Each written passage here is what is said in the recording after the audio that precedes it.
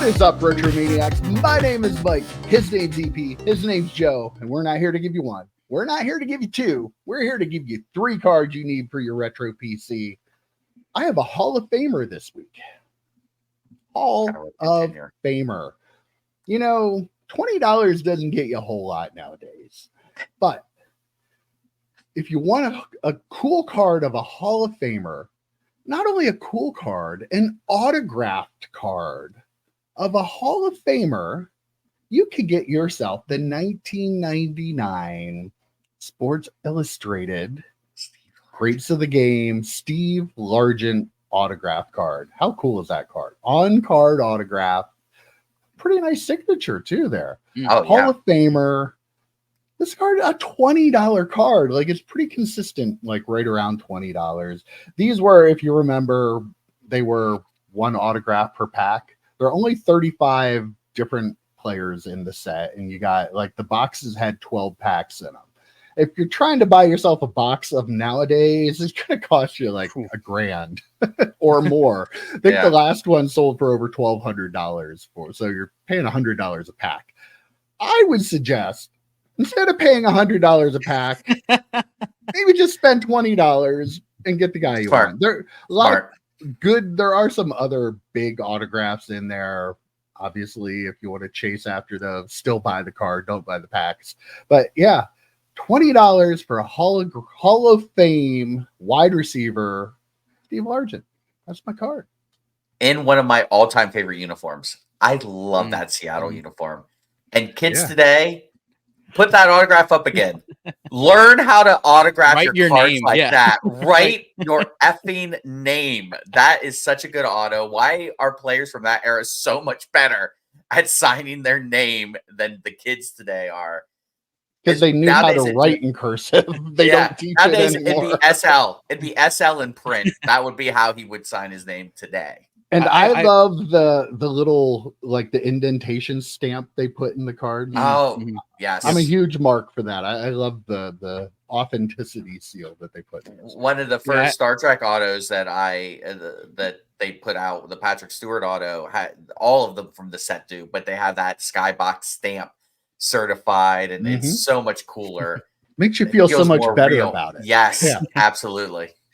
My one coworker is a huge Seahawks fan, been Seahawks fan forever, and he talks about Steve Largent like he's a deity, like that. I mean, that's the kind of player he was, and so that's awesome. He would love that card. But then also, like the Sports Illustrated, that set super underrated, right? Like those cards were really cool. The baseball they had there, like Stadium Club with the full bleed photos, like the entire way, really good stuff. EP's opening up a box for the channel. I heard.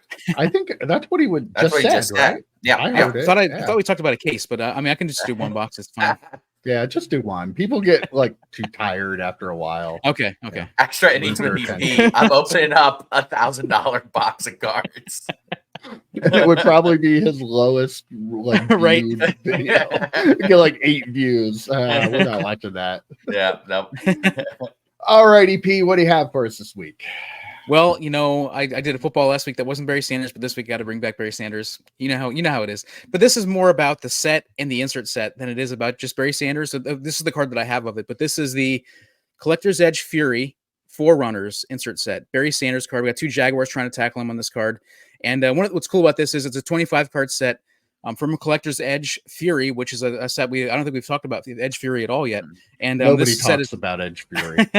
This is this set is all running backs, and so I mean for me, I love it. I think Jamal Anderson's like number 1 in the checklist. It's a really cool. It was alphabetical.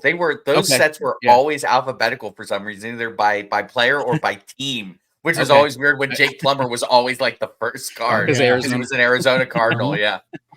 But this card's like $2 on ComC. I saw somebody had a eBay listing for like $32. I'm like, whoa there, bud.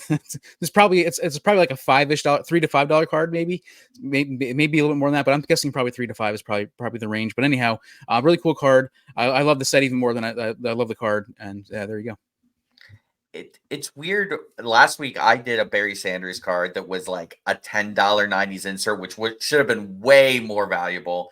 You're doing one this week that should probably be way more valuable than $2, not $32, but it should probably be more than a $2 card. I love Collector's Edge. People don't talk about them enough, and I think a lot of people just think they just put out the set Collector's Edge. No, they had what was the one with the A? Oh, Advantage. Advantage. They had Masters. Advantage. Yeah, Masters they had First cool. place.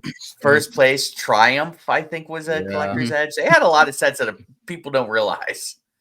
Yeah, they had a lot of like odd sets that nobody really remembers today. But part of the problem with the value on Collector's Edge stuff is when they went out of business, they had a fire sale, and people like it very similar to the Fleer thing. They bought like all the extra inserts and stuff they had, and you'll find a lot of unnumbered cards that were supposed to be numbered, just like you do Fleer. So they're same situation as Fleer, and that like Fleer at least was a bigger name, so people had a little more of a history. But yeah, I think that's the big thing that's really hurt a lot of the Collector's Edge inserts are like, you just don't know. They released a certain number in the packs, but you don't know how many more were released and sold during the fire sale. So yeah, they have really cool stuff though. They were making some really great looking cards back then. A lot of them stuck together in the boxes too over the years. Yeah. Yeah, they did. I have a Collector's Edge Masters Ed McCaffrey numbered out of 50. That is just a crazy looking card. That it's probably too expensive to use for one of my cards here. But yeah, I mean it's a really cool. Like they did some crazy stuff. All right, Joe, wrap us up. All right, I just got back from New Orleans, and it was such a fun trip. So I'm going to use a Cajun card. Let me explain. 1995. Fleer Ultra X-Men. Do you remember the last 10 cards of the set, Mike? No, I don't. They were, I mean, put it up. Really weird cards of cartoons in bathing suits. Do you remember now, Mike? The beach party. Kind of an infamous, we talk about these like famous cards like the Wayne Gretzky OPG. We talk about the 89 Ken Griffey Jr. I'm talking about the 1995 Fleer Ultra beach scene set, which is so ridiculous and over the top. But everyone remembers the cards. Everyone remembers Wolverine with his claws, with the hot dogs on them. I mean, they're just so stupid, so inappropriate. I can't imagine what parents thought when people were bringing out this Rogue card, this is card 142 I'm using. It's Gambit and Rogue, and they are on the beach. I have the card. It's in a binder, so I'm not going to dig it out of the binder because that's not what I do. But it's just such a weird card. But it just reminds me of the 90s. This is just, for some reason, the 90s felt we need to put comic book characters in bathing suits and put them into a set. So the whole subset, I think it's a 10-card subset. You can get them for like $2 or $3 on eBay. You can buy a full set of I suggest buying the full set. It's a really cool set until you get to the last 10 cards. But it's still like an iconic moment. Like looking at these cards going, what are they putting in packs in these comic book cards? I actually bought a stack of, I don't know, like 80 some Marvel cards at a card show a couple weeks ago. And in that stack was it was like must have been those exact cards because I have a bunch of those cards from the beach. So yeah. It was a time too where all the comic companies were releasing swimsuit issues of the comic books. Remember the Lady Death swimsuit issue? Yeah. That was like you have Lady Death in a swimsuit. I remember the Marvel did one, and here's a story from my shop. I had a woman that walked into my shop. Clearly, she was like a mom. I didn't know what she was doing. She looked around for a while and then picked up that and brought it over to me and complained about me selling smut. So that's what Marvel did for me. I had soccer moms coming into my shop accusing me of selling smut. So I listen. I didn't collect comics. I gotta know. Like, was it just the covers? Were like the entire like books? No, were they all the whole in their bathing suits? The entire comic. Yeah. Were they doing? Wait, were they on vacation or were they doing like superhero stuff? It was literally it's like what's happening? Comic book equivalent of the Sports Illustrated swimsuit issue. Okay. Yeah. Remember the She-Hulk cover, Mike?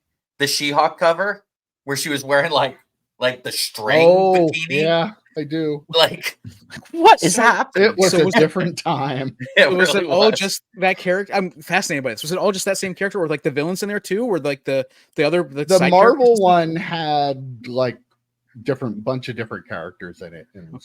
Now theirs was tamer than the Lady Death one. I thought you were going to say tasteful. I thought you were going to say tasteful. No, so tamer. I don't know. I didn't even look at it. Clearly, he read the articles. Everyone, he just read it. He just got it for the articles. Absolutely. So. That's my card this week, guys. Card 140, Gambit Rogue on the beach. Different time. Different what can time. I say? Sure, for sure. I just sold them. I didn't make them. What can I do? I don't know what's in those packs. Shut it down. It's going off the